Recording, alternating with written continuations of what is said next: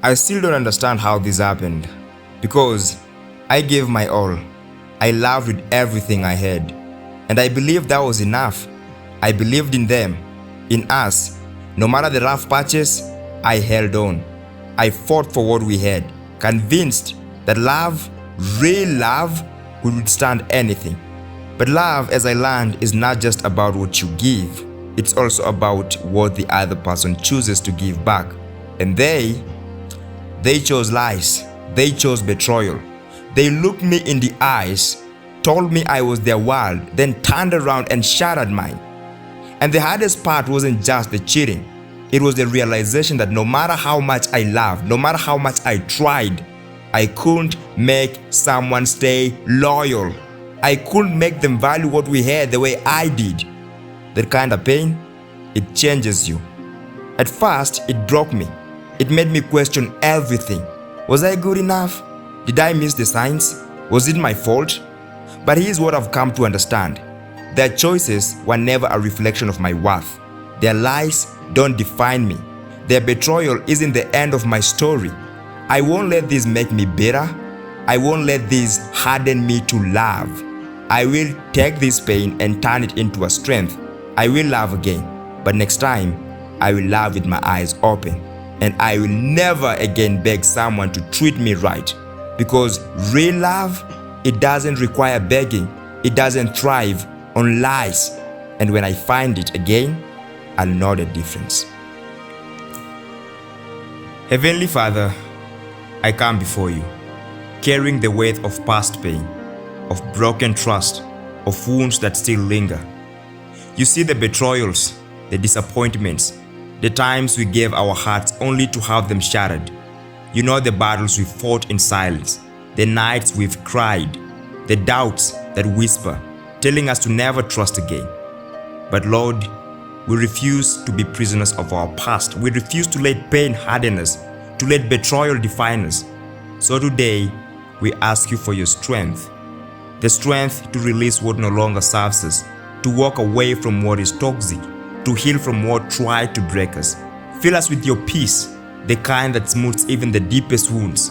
Remind us that our past does not dictate our future, and that love, true, honest love, still exists. Give us the faith to trust again, not blindly, but wisely. Let us open our hearts without fear, knowing that you are our protector, that you will guide our steps, that you place the right people in our lives at the right time. Lord, renew our spirit. Take away the bitterness, the anger, the fear. Replace it with hope, with clarity, with the confidence that we are worthy of love that is pure, loyal, and true. And when the time is right, let us love again, not with hesitation, but with the full assurance that we are held in your hands. Amen.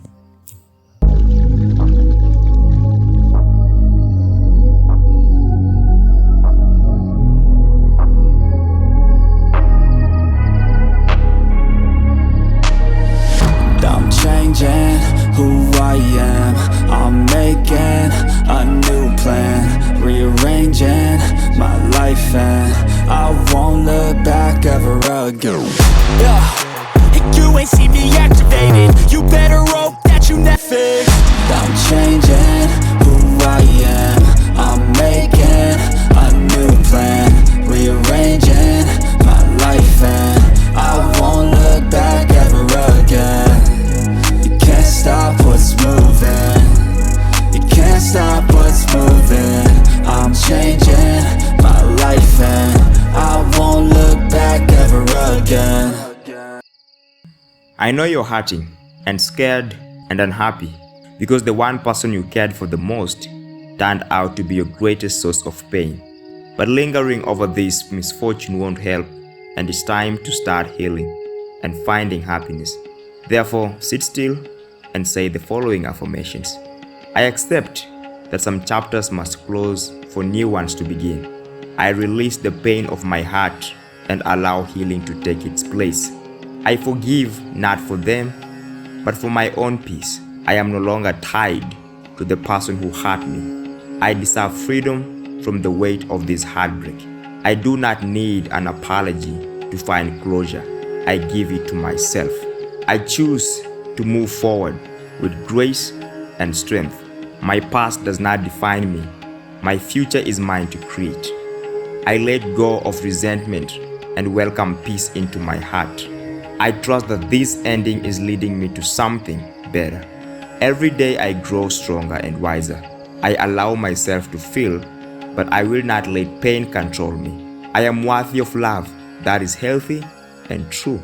I focus on myself and my personal growth. My happiness does not depend on anyone but me. I release old wounds and embrace new possibilities. I am healing at my own pace, and that is okay. I deserve joy, and I am open to receiving it. My heart is learning to trust itself again. I am grateful for the lessons and ready for a new beginning. Not everyone is meant to stay, and that is okay. I trust myself to choose wisely in love. I will not let one bad experience close my heart forever. I am open to love, but I will not settle for less than I deserve.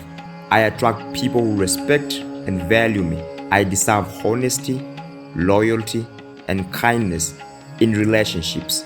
My heart is strong enough to love again. I trust that the right person will come at the right time. Love is still beautiful, and I am worthy of experiencing it. I am walking forward with hope, confidence, and a heart ready for new love.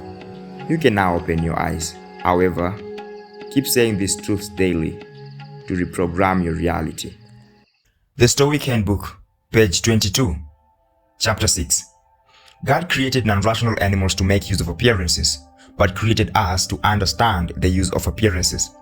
It is therefore enough for them to eat and drink, and to sleep and to copulate, and to do all the other things which they do. But for us, to whom nature has also given the intellectual faculty, these things are not sufficient. God has created man to be a spectator of God and of his works, and not only a spectator of them, but also an interpreter. For this reason, it is shameful for a man to begin and end where the non-rational animals do, but rather, he ought to begin where they begin and end where nature ends in us, in contemplation and understanding, and in a way of life conformable to nature. Chapter 12. Matters are brought before you which are equal to the reasoning power which you possess. But you turn away from this power at the very time when you ought to be the most open and discerning. Why do you not thank the gods for allowing you to be above the things which you are not in your power, and only made you accountable for those which are in your power? As to your parents, the gods have left you free from responsibility, and the same is true with respect to your brothers and to your body and possessions and death and life. For what then have you they made you responsible? For that which alone is in your power, the proper use of appearances. Why are you concerned about matters for which you are not responsible? This is only giving yourself a lot of trouble. Chapter 28. What is the cause of agreeing to anything? The fact that it appears to be true? It is not possible to agree to what which appears to be false. Why? Because this is the very nature of the understanding, to incline to the true and to be dissatisfied with the false, and in matters of uncertainty to withhold agreement. What is the proof of this? If it is nowadays, persuade yourself, if you can, that it is now night. It's possible. Take away your belief that it is day. Impossible. Persuade yourself that the total number of stars are an even or an odd number. Impossible. When any man agrees to that which is false, be assured that he did not intend to agree to it as false. But every soul is unwillingly deprived of the truth, as Plato says, but the fallacy seems to him to be true. Can a man think that a thing is useful to him and not choose it? He cannot. Book 2, Chapter 2. Consider, you who are going into court, what you wish to maintain and what you wish to succeed in. For if you wish to maintain a will conformable to nature, you have every security, every facility. You have no troubles. For if you wish to maintain what is in your own power and is naturally free, and if you are content with this, What else do you care for? For who is the master of such things? Who can take them away? If you choose to be modest and faithful, who shall not allow you to be so? But if you wish to maintain externals, also your poor body, your little property, and your little reputation, I advise you to make from this moment all possible preparation, and then consider both the nature of your judge and your adversary. If it is necessary to embrace his knees, embrace his knees. If to weep, weep. If to groan, groan. For when you are a slave to externals, then be a slave and do not resist. And do not sometimes choose to be a slave, and sometimes choose not to be a slave. But with all your mind, be one or the other, either free or a slave, either instructed or uninstructed, either a noble character or a mean one. Remember then this general principle, and you will need no other. If you desire externals, you must of necessity be subjected to the will of your master. And who is your master? Anyone who has power over the things you seek or try or avoid. Chapter 9. Everyone is improved and preserved by corresponding acts. The carpenter by acts of carpentry, the grammarian by the acts of good grammar. But if a man accustoms himself to write ungrammatically, of necessity his art will be corrupted and destroyed. Thus modest actions preserve the modest man, and immodest actions destroy him. Actions of fidelity preserve the faithful man, and the contrary actions destroy him.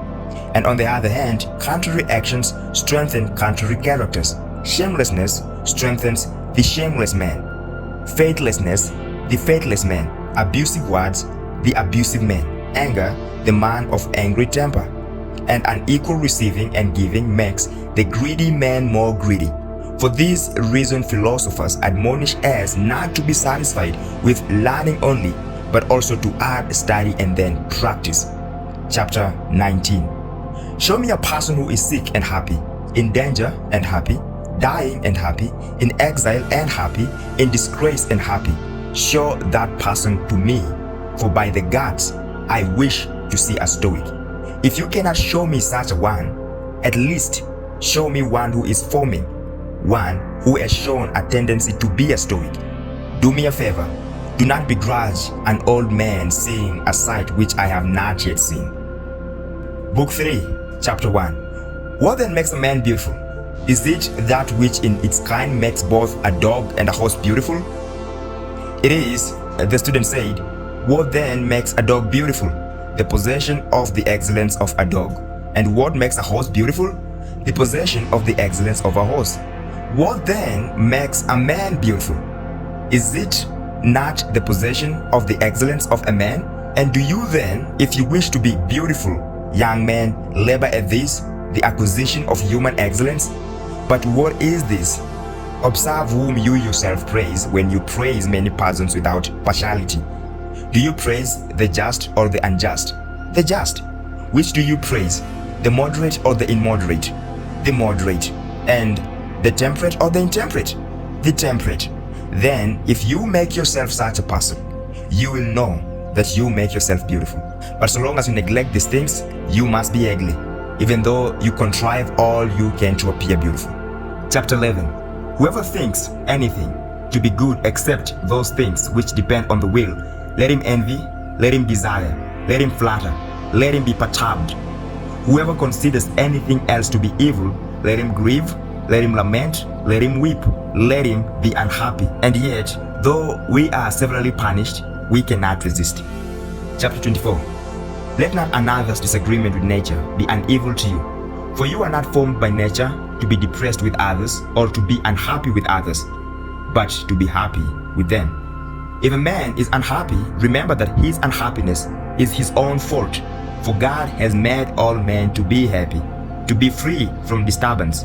For this purpose, God has given some things to each person as his own, and other things as his own.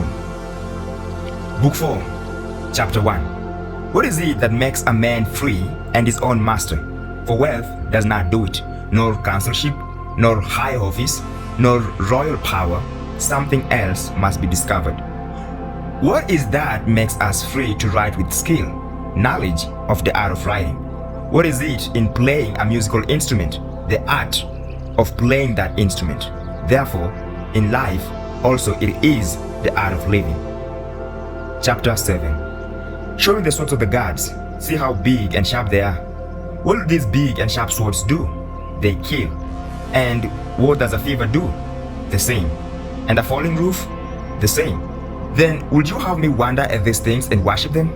And go about as the slave of all of them? I hope these things will not happen, but as soon as I learn that everything which has come into existence must also go out of it, that the universe will neither stand still nor be impeded, then I no longer consider it any difference whether a fever shall do it, nor a roof, nor a soldier. But if we must make a comparison between things, I know that the soldier will do it with less trouble and quicker. When I neither fear which a tyrant can do to me, nor desire anything he can give, why do I still look on with wonder? Why am I still amazed? Why do I fear the gods? The Enchiridion. 5. Men are not disturbed by things, but by the views which they make on things. Thus, death is nothing terrible. The terror consists in our notion of death, that it is terrible. There is nothing ever good or bad, but thinking makes it so. William Shakespeare. Marcus Aurelius, 121 to 180. Marcus Aurelius was the last great emperor of ancient Rome, and he will likely be the first to attribute that greatness to his love of stoic philosophy. Following his death, the empire went into a long decline from which it never recovered. These meditations were never meant for publication, but were only written as thoughts to himself in a journal he kept near the end of his life. These lofty and soul-searching passages have spoken to open hearts and minds for many centuries. What follows is based upon George Long's 1904 translation and has been edited by Eric Wedgard to reflect a more contemporary punctuation and prose. Book 2, page 1. Begin the morning by saying to yourself, I shall meet with the busybody, the ungrateful, the arrogant, deceitful, envious, and antisocial. All of these unpleasant qualities are the result of ignorance of what is good and bad. I cannot be angry with them. I have seen that the good is beautiful and that the bad is ugly, and that the nature of those who do wrong is akin to me, not only of the same blood or seed, but in that it participates in the same intelligence and the same portion of the divinity as myself. But no one can fix on me what is ugly, and I can neither be injured by any of them nor hate them. We are made for cooperation, like our 2 feet, our 2 hands, our 2 eyelids, or like the rows of the upper and lower teeth. To act against one another is contrary to nature, and it is acting against one another to be annoyed and to turn away. Book 2, page 9. This you must always bear in mind. What is the nature of the wall, and what is my nature, and how this is related to that, and what kind of a part it is of what kind of a wall, and that there is no one who hinders me from always doing and saying the things which are according to the nature of which I am part. Book 2, page 17. Human life is but a point in time, and the substance of it constantly changing, and the perceptions are dull, and the composition of the body is subject to putrefaction, and the soul is a whirl, and fortune is hard to divine. The fame is a thing devoid of judgment, and in a word, everything which belongs to the body is a flowing stream, and what belongs to the soul is a dream and a vapor. And life is a warfare and a stranger's surgeon, and after fame comes oblivion. What then is that which is able to guide a man? One thing and only one: philosophy. Book 3, page 10. Throw away everything but this. Everyone lives only in this present time, which is an invisible point, and all the rest of that life is either in the past or in the future.